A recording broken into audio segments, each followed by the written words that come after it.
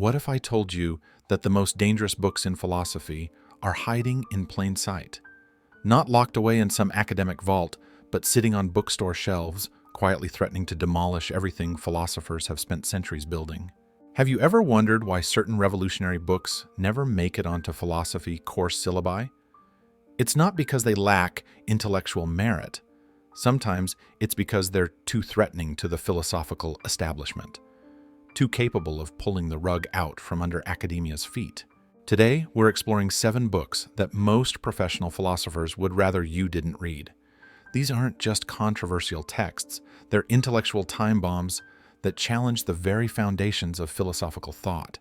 By the end of this video, you'll understand why these books make the philosophical establishment so uncomfortable, and why reading them might forever change how you see the world.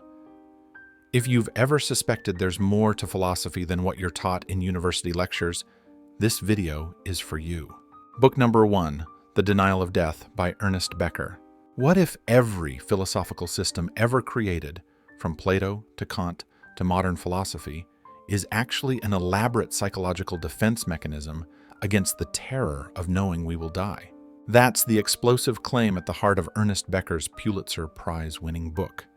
Despite its prestigious award, you'll rarely find it discussed in philosophy departments. Why? Because Becker suggests that philosophical theories aren't primarily about truth. They're about managing existential terror. Becker argues that human civilization itself is built on immortality projects, attempts to transcend our biological fate through cultural achievements. These projects, including philosophy, give us the comforting illusion that we can somehow defeat death through our ideas and creations. The uncomfortable implication that philosophers' grand theories about reality, knowledge, and ethics might be motivated not by a pure search for truth, but by their own desperate need to deny mortality. No wonder this book remains philosophy's uncomfortable secret. Book number 2, Prometheus Rising by Robert Anton Wilson. What happens when you combine neuroscience, quantum physics, and practical exercises for altering consciousness? You get Prometheus Rising, a book that most academic philosophers pretend doesn't exist. Wilson's radical claim is that what we call reality is actually a series of tunnels or models constructed by our nervous systems. And these tunnels are neither complete nor particularly accurate. We're not perceiving reality, we're creating it. The truly threatening aspect is that Wilson doesn't just theorize about these reality tunnels. He provides exercises to break out of them and create new ones. This transforms philosophy from abstract debate into direct experimentation with consciousness. Why does this terrify traditional philosophers? Because if Wilson is right, then thousands of philosophical papers arguing about what reality really is might be no more meaningful than arguing about whether Batman could beat Superman, just clashes between different reality tunnels with no objective resolution. Book number 3, The Myth of Mental Illness by Thomas Szasz. What if many psychological conditions we diagnose and treat don't actually exist as medical realities, but are merely metaphors we've confused with facts? That's the controversial thesis of psychiatrist Thomas Szasz, who argues that by converting moral and existential problems into illnesses, we've created a system that disempowers individuals and erodes personal responsibility. Philosophers avoid engaging with Szasz because his work exposes a profound failure of modern philosophy. By surrendering questions about human suffering to medical science, philosophy has abandoned one of its primary historical functions. Szasz forces philosophers to confront their discipline's retreat from addressing fundamental human concerns. The disturbing possibility this book raises: what if philosophical problems about human suffering haven't been solved by science, but merely relabeled? What if the language of brain chemistry and diagnosis has simply obscured rather than resolved the deeper philosophical questions about how to live and make meaning? Book number 4, Finite and Infinite Games by James P. Carse. What if everything you consider serious in life, including philosophical debates, is actually a form of play that you've forgotten is play? James Carse's slim volume divides human activity into 2 types: finite games played to win, with fixed rules and clear winners, and infinite games played to continue playing, with changing rules that keep play alive. The philosophical bombshell. What if the history of philosophy is largely a series of finite games, attempts to have the final word or create the definitive system? While genuine philosophical thinking is actually an infinite game that seeks to keep questions open and exploration ongoing. Philosophers avoid this book because it suggests many of them are playing the wrong game. By treating philosophy as a finite game with winners and losers, they've betrayed its deepest purpose, the infinite game of continuous questioning and wonder. Carse writes, "To be prepared against surprise is to be trained. To be prepared for surprise is to be educated." This simple distinction challenges the entire structure of academic philosophy, which often trains rather than educates, preparing against surprise rather than for it. Book number 5, The Conspiracy Against the Human Race by Thomas Ligotti. What if optimistic philosophy isn't just wrong, but actively harmful?